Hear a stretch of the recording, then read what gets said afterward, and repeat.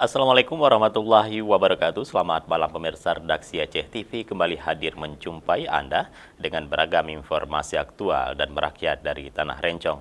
Untuk edisi lembaran kerja hari ini Kamis 16 Juli 2020 bersama saya Jufrizal, inilah laporan selengkapnya.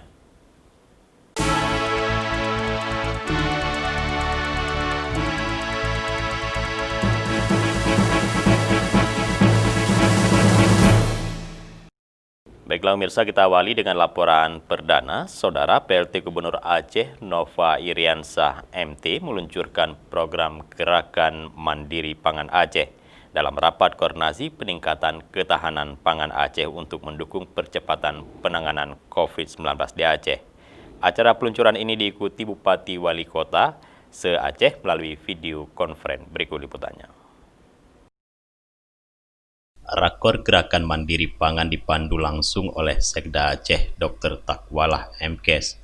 Acara diawali dengan penjelasan isi program Gampang oleh Sekda Aceh, kemudian dilanjutkan pidato PLT Gubernur Aceh Nova Iriansah, Pangdam IM, Kapolda Aceh dan penjelasan para Bupati Wali Kota terkait program Gerakan Pangan Mandiri Aceh dan informasi penanganan COVID-19 di daerah perbatasan dan kabupaten kota lainnya.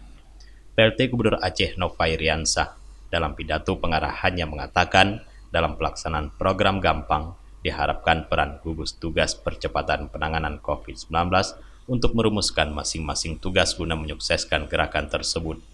Nova menjelaskan program Gampang penting karena Organisasi Pertanian Dunia telah mengeluarkan peringatan bahwa krisis pangan akan mengancam dunia karena rantai pasokan makanan terganggu akibat penyebaran COVID-19.